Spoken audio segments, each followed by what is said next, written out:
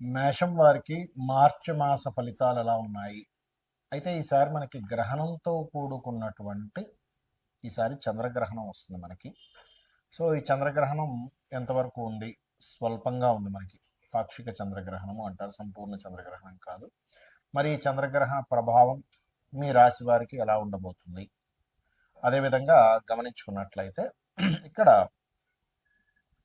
ఈ గ్రహణ ప్రభావం ఒకటే కాకుండా మరి మిగతా గ్రహాల యొక్క స్థితిగతులను బట్టి మిగతా అంశాల విషయంలో మీరు ఎటువంటి జాగ్రత్తలు తీసుకోవాలి, ఏ దేవత ఆరాధన చేయాలి అనేటువంటి అంశాలు చెప్తుంది నేనైనప్పటికీ చెప్పిస్తుంది సాక్షాత్ లలిత అమ్మవారిగా భావిస్తూ ఆ లలితాంబిక అమ్మవారి యొక్క అనుగ్రహం పరిపూర్ణంగా కలగాలని మనస్ఫూర్తిగా కోరుకుంటూ, ప్రధానంగా మీకు ఈ నెలంతా కూడా పంచమంలో చంద్రగ్రహణం ఏర్పడితే 12వ స్థానంలో అధిక గ్రహాల యొక్క సంబంధం వస్తుంది. అంటే 3 గ్రహాలు, అధికమంటే ఎక్కువేం కాదు. శని ఆల్రెడీ ఉన్నాడు 12వ స్థానంలో, ఏలినాడు శని రూపంలో. శుక్రుడు వచ్చి చేరుతున్నాడు. దాని తర్వాత రవి 15వ తేదీ నుంచి వచ్చి చేరుతున్నాడు. అంటే ఆల్మోస్ట్ 3 గ్రహాలు 12లో ఉన్నందుకు కాస్త ఇన్వెస్ట్మెంట్స్ చేసేటప్పుడు కొన్ని ఇన్వెస్ట్మెంట్స్ ఫ్రూట్ఫుల్ కూడా అవుతాయి. ఎందుకంటే ఇక్కడ పంచమాధిపతి మరియు శుక్రుడు ధనాధిపతి ఉంటున్నాడు కాబట్టి.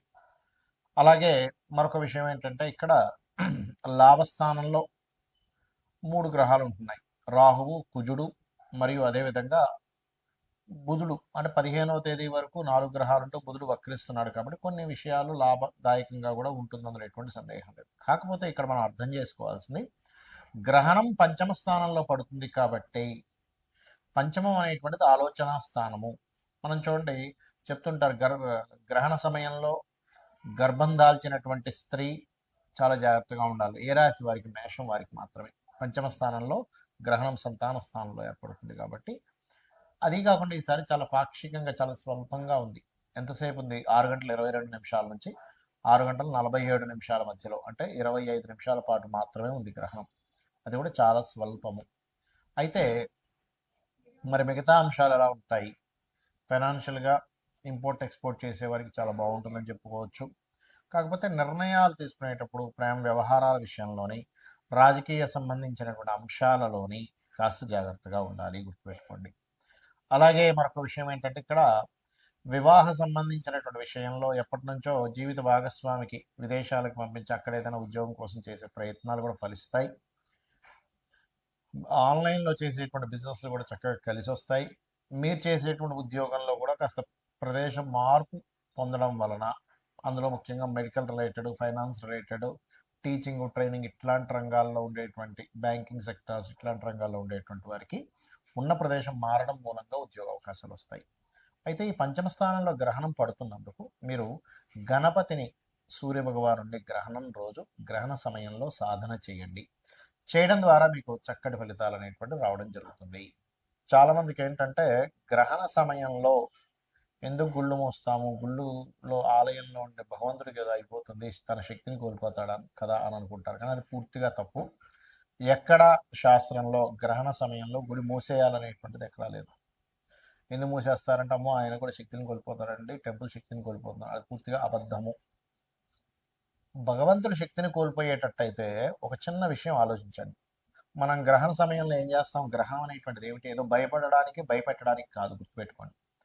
ఇక్కడ ఏమిటంటే గ్రహణ సమయంలో మీరు సాధన గనక చేసుకోగలిగితే అది చాలా గొప్ప సమయం కాబట్టి మీరు ఒకసారి చేసిన మంత్రం 1000 రెట్లు పెరుగుతుంది. మన శక్తిని కోల్పోయేటట్టయితే మీరు జపించేది ఏ మంత్రం జపిస్తున్నారు?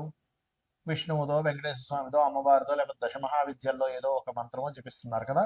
మరి అలాంటప్పుడు అలా గ్రహణ సమయంలో అమ్మవారి మంత్రమో లేకపోతే అయ్యవారి మంత్రమో, మీకు గణపతో ఏదైతే ఇష్టదైవం ఉంటుందో ఆ ఇష్టదైవాన్ని, లేకపోతే మీకుండేటువంటి కోరికను బట్టి, మీకుండేటువంటి సంకల్పాన్ని బట్టి, మీకున్నటువంటి సమస్యని బట్టి ఆ సమస్య తీరడం కోసం వాళ్ళు జపిస్తున్నారు. మరి మంత్రం ఎవరిది? అమ్మవారికి సంబంధించి, దేవతా సంబంధించిందేగా. మరి అలాంటప్పుడు శక్తి కోల్పోయి గుళ్ళు మూసేసే అంత స్థితి ఉంటే కనుక మరి ఆ సమయంలో దేవత ఎందుకు చేస్తున్నాం? కాబట్టి అలా ఏమి శక్తి కోల్పోవడం కాదు. ఇది ఏమిటంటే పర్టికులర్గా ఇప్పుడు ఆ సమయంలో ఉన్న ప్రదేశంలోనే కూర్చొని సాధన చేసుకుంటే, సాధన వలన మనకి మన యొక్క పాజిటివ్ ఎనర్జీ పెరుగుతుంది. ఇక్కడ మనకి సమస్యలు ఎందుకు వస్తాయంటే నెగిటివ్ ఎనర్జీ ఎక్కువ అవడం వల్ల. సమస్యలు ఎప్పుడు తీరుతాయంటే పాజిటివ్ ఎనర్జీ ఎక్కువ అవడం వల్ల. మనం చూడండి, ఒక హోమం చేయించుకుంటాం, లేకపోతే ఒక పూజ చేయించుకుంటాం, ఇంట్లో సత్యనారాయణ స్వామి వ్రతం చేయించుకున్నామండి, నవగ్రహ హోమం చేయించుకున్నామండి, చండీ పారాయణం చేయించుకున్నామండి అంటూ ఉంటాం. ఎందుకు? ఒక మంచి జరగాలి. ఎందుకు? దేవతా శక్తి మనకి తోడుగా ఉంటే మన యొక్క పాజిటివ్ థింకింగ్ కానివ్వండి, మనకు ఉండేటువంటి కర్మలు కానివ్వండి అన్ని కంట్రోల్ చేయబడతాయని. మరి ఈ గ్రహణం పట్టినంత మాత్రం చేత భగవంతుడు దాన్ని కంట్రోల్ చేయలేడు, అందుకే మూజేస్తున్నాం అనుకోవడం పూర్తిగా తప్పు, గుర్తుపెట్టుకోండి.